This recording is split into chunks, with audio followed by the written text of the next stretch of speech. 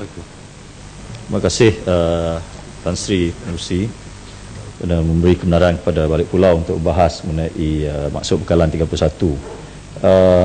Tan Sri Menerusi, saya berminat untuk berbahas mengenai pertama sekali 020100 Dasar Perancangan dan Hubungan Antarabangsa.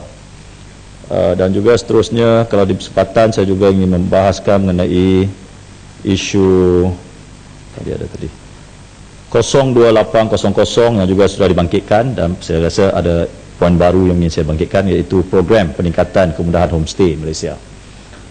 Dan juga saya ingin berbahaskan juga 01300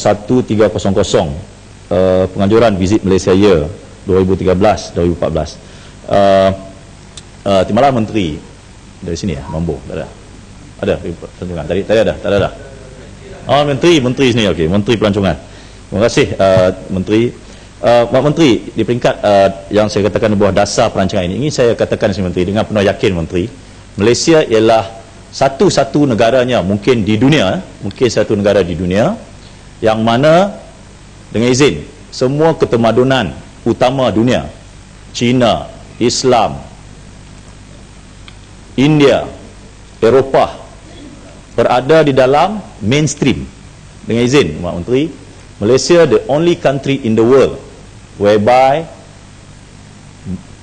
major civilization, China, Islam, India, Europe in the mainstream. Tidak ada dalam negeri yang lain.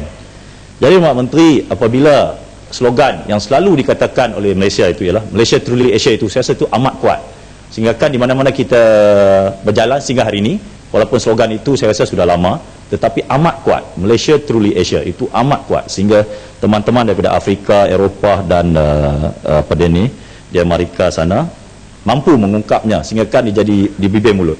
Jadi atas dasar itu Mak Menteri, saya mencadangkan Mak Menteri menggunakan agenda itu sebagai agenda langsungkan lagi, kerana dari segi aspek yang ingin saya cadangkan Mak Menteri, dia atas dasar kata dasar perancangan hubungan antarabangsa. Pak Menteri, satu sisi yang saya rasa yang amat kuat yang mungkin boleh ialah dengan izin cultural diplomacy, diplomasi kebudayaan. Pak Menteri, saya mengandaikan bahawa Davos itu ialah satu kampung, ialah ada salji, bukan ada apa pun. Tapi hari ini semua orang berbahas pasal Davos kerana dia ada satu produk, nama dia World Economic Forum, yang mana amat kuat sehingga kan mampu menggamit semua pemimpin-pemimpin dunia, pemikir-pemikir dunia, terutama mereka yang menggarap pemikiran kapitalis lah, berkumpul di sana.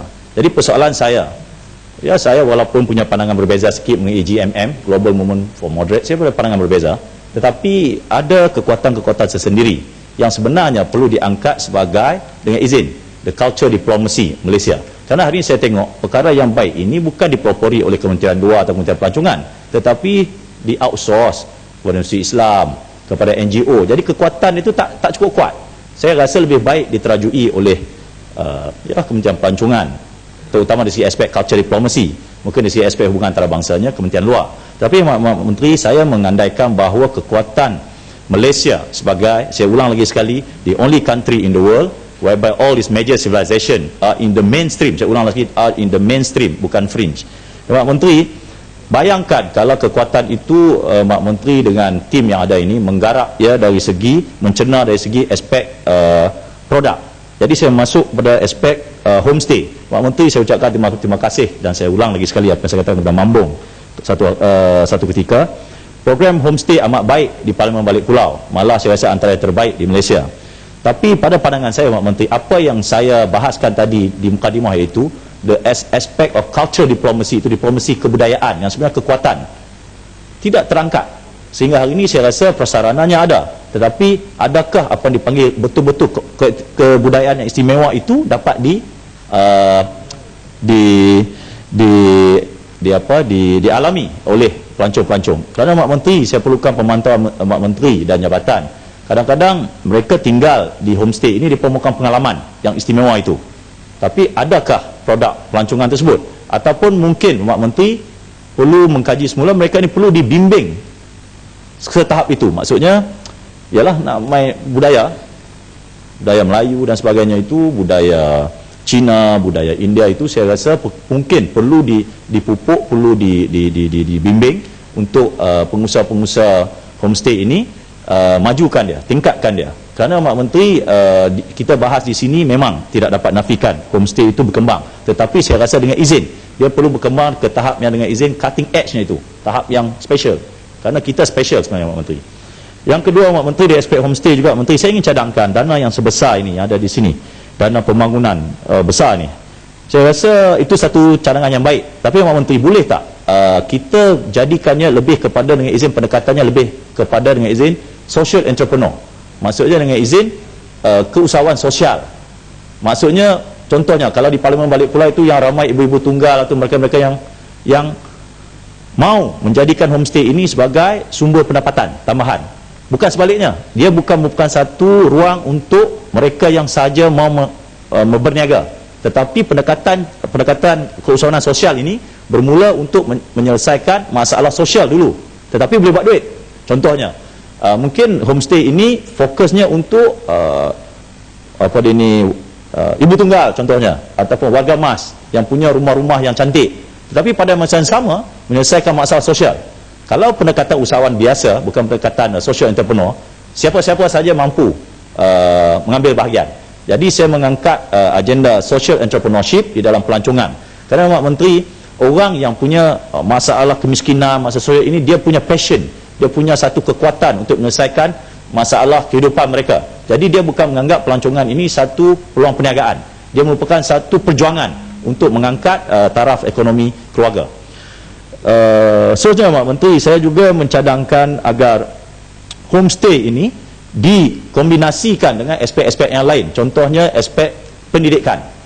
Kebetulan Parlimen Balik Pulau seperti disetujui oleh kerajaan negeri dan juga satu projek ETP oleh menteri di sini, iaitu Menteri Senator, yang mana mau dijadikan Balik Pulau the first Asian Women Leadership University in the world. Mak Menteri, saya rasa itu satu produk yang boleh dibanggakan. Dan bayangkan kalau institusi pendidikan yang diwujudkan itu dengan izin, The Kampung University, yang mana pendidikan dan juga homestay itu digarapkan sesama, yang mana akan menggamit pemikir-pemikir dunia untuk tinggal di Balik Pulau, untuk mungkin dalam satu penginapan yang singkat, dan mereka pada masa yang sama boleh menabur bakti, mengajar, berkongsi pengalaman, dan saya rasa dengan izin it will inspire orang Balik Pulau. Dan seterusnya Mak Menteri, ia akan memberi satu ruang lain yang mana Malaysia dengan kekuatan, saya kata tadi, the one and only country in the world with a major civilization in the mainstream, ini bukan satu kajian baru ke arah pembentukan dengan izin the new Asian civilization. China ada kekuatan kebudayaannya yang lama, dynasty Qing dan sebagainya, tetapi Malaysia ni dengan kekuatan ini, walaupun semuda umur 50-an sebagai negara merdeka, tetapi mampu mempersembahkan satu model pembentukan ketemadunan baru, iaitu the new Asian civilization. Dan itu hanya akan berlaku sekiranya pesarana-pesarana pelancongan yang dibentuk oleh kerajaan menjurus ke arah itu. Yang saya katakan di situ Mak Menteri, kebetulan saya pun punya pengalaman mengambil bahagian di Doha Forum, baru ni di Prague, di Forum 2000 di Eropah. Mereka mengangkat Malaysia ini dengan agenda kebudayaan yang mana dikatakan amat istimewa di dunia.